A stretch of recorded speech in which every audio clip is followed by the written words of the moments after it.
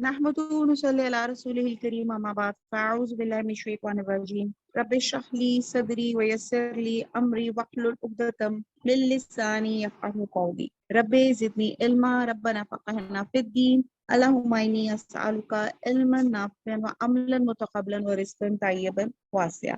अस्सलामु अलैकुम व रहमतुल्लाहि व बरकातुहू। पारा नंबर 22 सूरह अहज़ाब और आयत नंबर हमारी नंबर 46। दाइयन दाइयन ये है दुआ से लफ्ज निकला है और ये होते दुआ होती बुलाने वाला, पुकारने वाला या दावत देने वाला। दाइयन और दावत देने वाला इला तरफ अल्लाह, अल्लाह की भी इज़्ने ही, उसके इज़न से, उसके हुक्म से। सिराजन मुनीरा, और सिराज चराग है, मुनीरा रोशन। तो बा मुहावरा हुआ अल्लाह और अल्लाह के इज़न से, अल्लाह की इज़न से अल्लाह की तरफ बुलाने वाला और रोशन चराग है। यानी कि यहाँ पे इनकी और खूबसूरत हैसियत के बारे में बताया जा रहा है कि इस मादी दुनिया या कायनात में अल्लाह ताला ने सूरज को सिराज यानी कि चराग का नाम दिया है। सूरह नूह में आयत नंबर 16 में भी इसका यही मतलब है, जिसकी वजह से गालबन ये है कि चांद और सितारे जो हैं बिल वास्ता यानी कि जो है ना सूरज से रोशनी हासिल करते हैं। और रूहानी दुनिया में अल्लाह ताला ने आप सल्लल्लाहु अलैहि वसल्लम को सिराजुन मुनीर का, चमकता हुआ चिराग का लक़ब अता फरमाया। तो गोया नबूवत के आफताब आप सल्लल्लाहु अलैहि वसल्लम हैं। आपके तुलू होने के बाद किसी और रोशनी की जरूरत नहीं रहती और अब हर इंसान को अपने हर वॉक ऑफ लाइफ के लिए, किसी भी चीज हदायत के लिए, रहनुमाई के लिए इसी आफताब नबूवत और हदायत से हासिल करना होगी। यानी कि आप हमारे लिए मशल हैं, मशल राह हैं, और आप ही से हमने हुजूर सल्लल्लाहु अलैहि वसल्लम की से ही हमने सिराजुन मुनीर, अपनी जो रोशनी, अपनी जो भी जिंदगी की राह है, जो भी मशवरा है, जो भी तरीका है, हमने उसी उसी राह से हमने अखज करना है। तो ये है सिराजुन मुनीरा। आयत नंबर 47। व बशरी, बशरी बशारत से है और खुशखबरी दो अल मुमिनीना, मोमिनीन को, बी अन्ना के, लहुम उनके लिए है, मिनल्लाही अल्लाह की तरफ से, फजलन कबीरा, ये लास्ट लाइन है, फजलन फजल बड़ा, बा मुहावरा ये है, और मोमनों को खुशखबरी सुना दो कि उनके लिए अल्लाह की तरफ से बड़ा फजल है। अब मोमनों पे अल्लाह का बहुत बड़ा फजल क्या है? मोमनों पे अल्लाह का फजल कबीर ये है कि अल्लाह ताला ने आफताब नबूवत को इन लोगों में मबूस फरमाया। जिस तरह अल्लाह ताला ने आप सल्लल्लाहु अलैहि वसल्लम को, जिस तरह अल्लाह ताला ने आप सल्लल्लाहु अलैहि वसल्लम को सब अंबिया से अफजल बनाया, इसी तरह आपकी उम्मत को दूसरी उम्मतों पे फजीलत और बुजुर्गी अता फरमाई। कितना बड़ा एजाज है। हम आजकल इन्हीं चक्करों में रहते हैं कि जी मेरी कास्ट ये तो तुम्हारी कास्ट ये। तो अल्लाह ताला ने जो हमें एक इतनी प्यारी कास्ट में यानी कि उम्मत मोहम्मदिया का टाइटल दिया, वो हम भूल ही जाते हैं। सैयदना अब्दुल्ला बिन उमर कहते हैं कि आप सल्लल्लाहु अलैहि वसल्लम ने फरमाया कि गुज़िश्ता कौमें यानी कि यहूद और नसारा के मुकाबले में तुम्हारा रहना ऐसे है जैसे असर से सूरज गुरूब होने का वक्त। अहले तौरात को तौरात दी गई तो उन्होंने सुबह से दोपहर तक मजदूरी की, फिर थक गए तो उन्हें एक क़िरात मिला। अहले अंजील को अंजील दी गई, उन्होंने दोपहर से असर की नमाज तक मजदूरी की, फिर थके, इन्हें भी एक क़िरात मिला। फिर हम मुसलमानों को कुरान दिया गया, हमने सूरज गुरूब होने तक मजदूरी की और काम पूरा कर दिया तो हमें दो क़िरात दिए गए। अब अहले किताब कहने लगे परवरदिगार तूने इन्हें दो क़िरात दिए और हमें एक एक, हालांकि हमने इनसे ज्यादा काम किया है। तो अल्लाह अज़्ज़ व जल ने जवाब दिया कि मैंने तुम्हारी मजदूरी से जो तुमसे तय की थी कुछ दबाया तो नहीं? वो कहने लगे नहीं। तो अल्लाह ताला ने फरमाई फिर ये मेरा फजल है, जिसे जो चाहूं दूं। और ये बुखारी की हदीस का मफहूम है। सईदा हुज़ैफा से रवायत है कि हुजूर सल्लल्लाहु अलैहि वसल्लम ने फरमाया कि हमें दूसरी उम्मतों पे तीन बातों पे फजीलत हासिल है। हमारी सफ़े फरिश्तों की सफ़ों की तरह की गई, हमारे लिए पहली जो खसूसियत फजीलत मिली। दूसरी, हमारे लिए सारी जमीन नमाज की जगह है। और तीसरा, और जमीन की खाक हमें पाक करने वाली है जब पानी ना मिले। एक बात और बयान की। तो ये तहारत के बारे में, तयम्मुम का जो अल्लाह ताला ने खसूसी हम मुसलमानों के ऊपर एक जो करम किया है, तो ये अल्लाह ताला ने हमारे ऊपर खसूसी नवाजिश की है। तो ये है हमारी फाइट नंबर 47। अब हम देखते हैं 48 है, वाह ला और नहीं, तू ती, तू तुम, और आगे तोएं और आइन अतात से है। اور نہ کہنا ماننا الکافرین کافروں کا، والمنافقین اور منافقوں کا، ودع و اور دا نا پرواہ کرے، نظر انداز کرے. دال اور عین کا مطلب ہوتا ہے دا تو چھوڑ دے، ٹھیک ہے، ودع کہ تو چھوڑ دے، نا پرواہ کر، نظر انداز کر. آزاہم ان کا آزا دینا، ان کا اذیت دینا.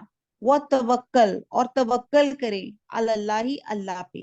وَكَفَى اور کافی ہے باللہ اللہ، وکیلا کارساز. آیت نمبر 48 میں ہے، اور کافروں اور منافقوں کا کہنا نہ ماننا اور نہ ان کی تکلیف دینے پر نظر کرنا، اللہ پہ بھروسہ رکھنا، اللہ ہی کارساز کافی ہے. اب یہاں آیت نمبر 48 میں پھر اللہ تعالیٰ تسلی دے رہے ہیں کہ جو لوگ اتنا زبردست ایک طوفان ان نے کھڑا کیا ہوا ہے تانے کا، تشنی کا، تو یہ ان کی پرواہ نہ کریں، نہ ان سے بدلہ لینے کی فکر کرنے، ورنہ یہ لوگ آپ کی منزل کھوٹی کر دیں گے. کتنی بڑی بات ہے یہ بات، ہماری عام زندگی میں بھی اللہ تعالیٰ میں لیسن دے رہا ہے کہ جب ہمیں لوگ پریشان کرتے ہیں تو ہم ان کی پریشانیوں میں یا ان کی باتوں کو زیادہ سیریس لے کے ہم اپنے جس مقصد یا جس منزل کے لیے کام کر رہے تھے وہ منزل ہم سے رہ جاتی ہے، ہم ان کے تانا اور تشنیوں میں کھو جاتے ہیں. تو یہاں پہ وہی کی بات کی جا رہی کہ اللہ سے ڈریں، آپ اپنی پوری توجہ سے اپنا کام کرتے جائیں، اور ان کو خائب اور خاسر بنانے کے لیے اللہ تعالیٰ ہی کام. تو یہاں پہ اللہ تعالیٰ پھر ہمیں ایک تسلی دے رہے ہیں کہ ہمیں لوگوں کی پرواہ نہیں کرنی چاہیے، ہم جس مقصد یا جس چیز اللہ کی رضا کے لیے کام کریں اسی کو فوکس کریں، تو اللہ تعالیٰ ہمارا حامی و ناصر بن جائے گا. اور اللہ جو ہے اگر جس کا بندہ اللہ حامی بن جائے، اللہ وکیل بن جائے، تو اس کو اور کسی دنیا کی کسی چیز کی ضرورت ہی نہیں ہے. تو یہاں پہ اللہ تعالیٰ ہمیں ایک اور بتا رہے ہیں کہ لوگوں کی مخالفتوں کا، لوگوں کی اذیتوں کا کیسے سامنا کیا جائے، کیا کریں. تو کیا اللہ تعالیٰ کی سمپل الفاظ میں ہے کہ to ignore, to forget and to forget. یہ ہاں اللہ تعالیٰ ہمیں یہ ایک میسج دے رہے ہیں کہ ہمیں لوگوں کی تانا تشنی سے پریشان نہیں ہونا چاہیے. ٹھیک ہے جی. جی نبی کا آنا ہدایت ہے، ہدایت کا ملنا جو بہت بڑا جو ہے ہمارے پہ فضل ہے. اور آج کل جو اصل جنگ ہے وہ کلچرل جنگ ہے. انسان جب خود اپنا دفاع نہیں کر سکتا تو پھر اللہ تعالیٰ ہمارا وکیل بن جاتا ہے. ٹھیک ہے جی. تو ہم نے اللہ تعالیٰ کو اپنا وکیل بنانا ہے، اور وکیل تب بنے گا جب ہم لوگوں کی پرواہ کرنا چھوڑ دیں گے.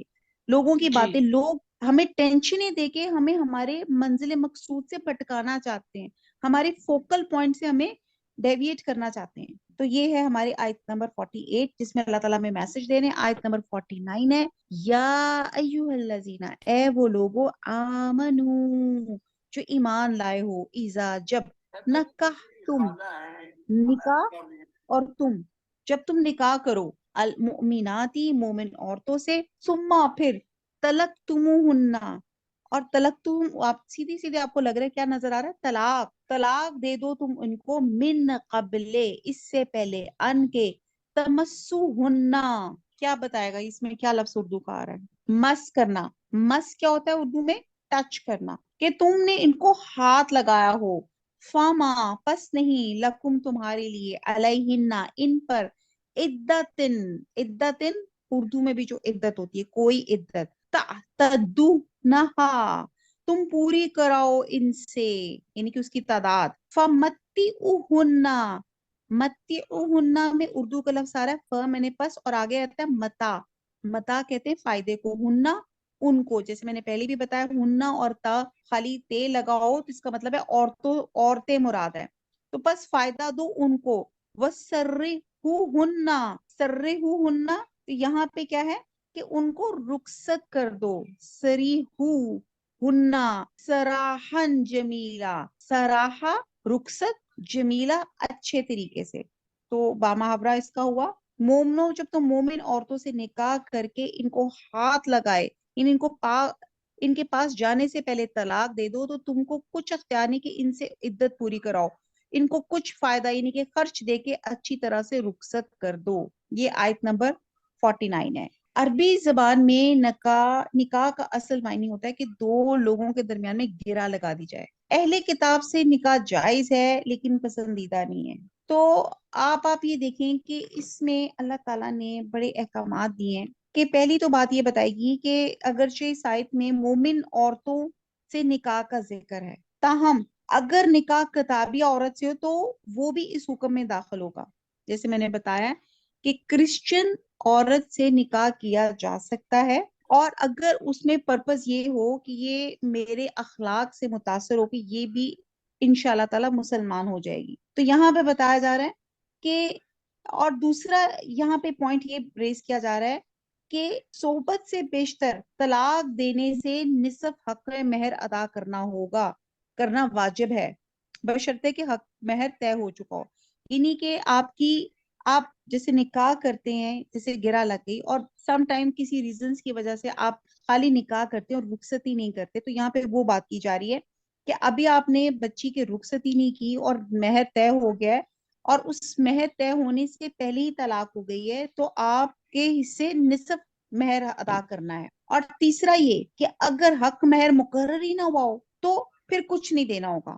البتہ کہا جا رہا ہے کہ دونوں صورتوں میں، یعنی کہ حق مہر مقرر ہوا ہو یا نہ ہوا ہو، عورت کو کچھ نہ کچھ دے دلا کے رخصت کرنا چاہیے. اس میں کچھ نہ کچھ کی مقدار طلاق دینے والی کی مالی حیثیت کے لحاظ سے ہوگی. سمجھ آ رہی ہے آپ کو؟ یعنی کہ جس شخص سے شادی کی ہے اس کی جو فائنینشلی اس کا جو سٹیٹس ہے اس حساب سے اس نے مہر مقرر کیا ہو یا نہ کیا ہو. بہرحال ایک اذیت والی بات تو ہے نا، ایک ظلم والی بات تو ہے جو طلاق ہے. بے شک اسلام میں جائز ہے، حلال ہے، لیکن ناپسندیدہ ہے. اگر یہ ہو جائے تو کچھ نہ کچھ ضرور آپ اس کو اپنی مالی حیثیت سے اس کو فائدہ دیں. چوتھا یہ اسی آیت سے پوائنٹ نکلتا ہے، اگر عورت کو طلاق دینا ہے تو اس پہ کوئی الزام نہ لگانا چاہیے، نہ اسے بدنام کر کے گھر سے نکالنا چاہیے جو اس کی آئندہ زندگی پہ ناخوشگوار اثر ڈالے.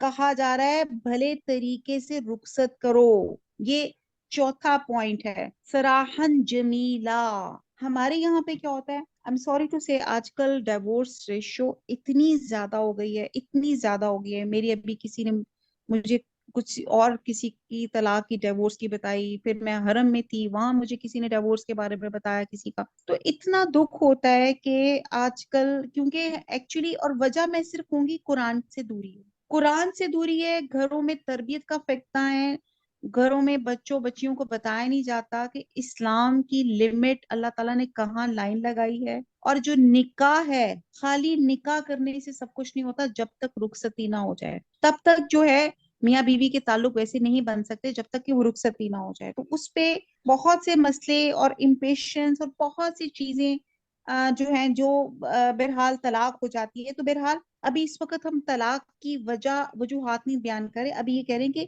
سم ہاؤ اگر ایک ڈیورس ہو گئی ہے تو کرنا کیا چاہیے، سراہن جمیلہ، اچھے طریقے سے رخصت کریں. اب طلاق ہو گئی ہے، اب کیا ہوگا، آپ نے جناب ساری دنیا جہان کا آپ نے الزام لگا دینا ہے، لڑکے والے لڑکی پہ اور لڑکی والے لڑکے پہ لگا دیتے ہیں کہ جی یہ ہوا. اور یہاں پہ ہم اپنے کلچر میں آپ غور کریں تو جب کسی کا نکاح ہو جاتا ہے، ٹوٹ جاتا ہے، ڈیورس ہو جاتی ہے، تو سب ایک دوسرے پہ جتنا جو کچھ سمجھ آتا ہے نا وہ الزام لگاتے ہیں، اور رہی صحیح کسر آگے کورٹ پوری کر دیتا ہے. کہ جب آپ ہائر کرتے ہیں وکیلوں کو یا کوئی مقدمے میں، تو جو جس طرح ان کو سمجھ آتا ہے وہ ویل اینڈ گڈ کر کے وہ ڈیورس میں وہ تمام چیزیں، غلط چیزیں ڈال دیتے ہیں. اور اللہ تعالیٰ نے کیا حکم کیا دیا، سراہن جمیلہ، اچھی طرح سے رخصت کرو.